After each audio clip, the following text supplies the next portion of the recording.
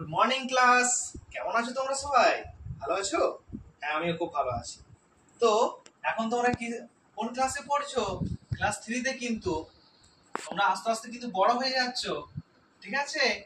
আচ্ছা, প্রার্থনার সময় তোমাদের তারিখ বলে দেওয়া হয়েছিল। কত তারিখ আজকে? কি বলছো রিমা? 12 তারিখ না? ঠিক বলেছো। আচ্ছা, আগের দিন আমরা বাটারফ্লাই বই থেকে কি শিখেছিলাম? কি শিখেছিলাম বলো তো? একটা গল্প সুন্দর পড়েছিলাম, তাই তো? আজ কিন্তু ওই বাটারফ্লাই বই থেকে আমরা একটা কি শিখবো?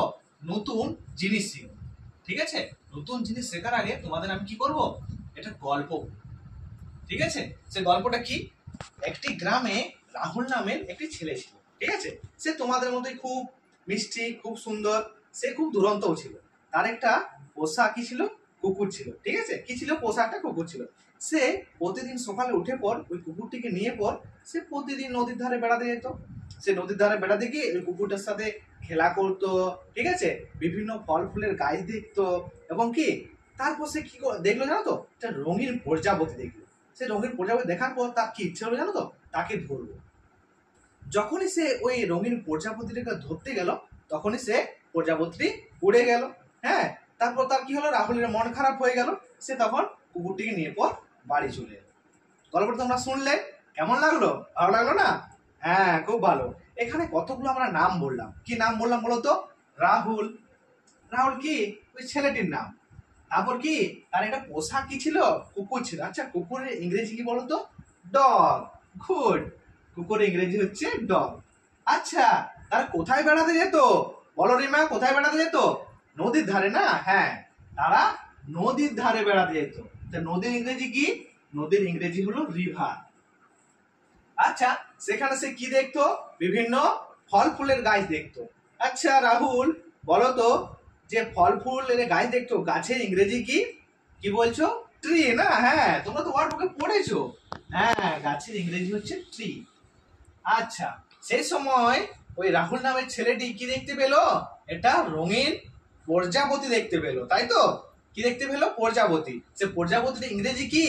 বাটারফ্লাই, যেটা তোমাদের ইংরেজি বইয়ের নাম গো, জানো না? হ্যাঁ, সেই ইংরেজি বইয়ের নাম। সেই ইংরেজি বইয়ে ওই বাটারফ্লাই মানে প্রজাপতি। প্রজাপতি কেমন রং বেরঙের ডাঙা হয় না? আচ্ছা, সেই প্রজাপতির ইংরেজি কি তোমরা তো জানো, তোমাদের বইটার নাম বাটারফ্লাই। তাহলে সেই প্রজাপতির নাম হলো বাটারফ্লাই।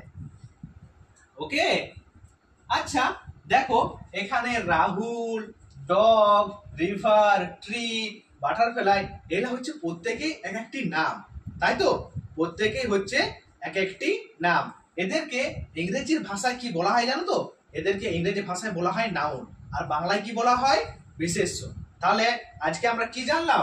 নাউন সম্পর্কে জানলাম। আজকে আমরা কি পড়লাম? নাউন সম্পর্কে জানলাম। আচ্ছা, এই নাউন সম্পর্কে আরো জানা যায়। কেন? কি জানা যায় বলতো?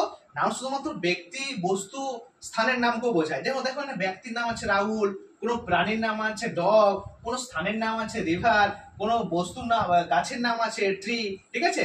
আর যদি আরো জায়গার নাম বলতে যায়, কি বলছো রিমা? তোমার কলকাতা ঘুরতে ভালো লাগে না? হ্যাঁ, কলকাতা। তাহলে কলকাতা কি? কলকাতা হলো একটা জায়গার নাম, তাই তো? কলকাতাও কিন্তু নাউন। আচ্ছা, সে কলকাতা হাওড়া ব্রিজের নিচ দিয়ে একটা নদী বয়ে যায়, দেখেছো তুমি? দেখেছো? হ্যাঁ, কি নাম বলো তো? নামটা জানো না? হ্যাঁ, বলে দিচ্ছি, সেটা হচ্ছে গঙ্গা নদী। ওকে, সেটা হচ্ছে গঙ্গা নদী। তাহলে এই নাউন দ্বারা এই এই যে নাউন দ্বারা এই জায়গা, ব্যক্তি, বস্তুর নামকেও কিন্তু বোঝানো হয়। তাহলে আজকে আমরা কি শিখলাম? নাউন সম্পর্কে জানলাম, ঠিক আছে? তাহলে আজকের পাঠ এই পর্যন্তই। আমরা এরপর দিনে নাউনের থেকে আরেক ধাপ বেশি জানবো, ঠিক আছে? নাউনের প্রকারভেদগুলি সম্পর্কে জানবো। চলো।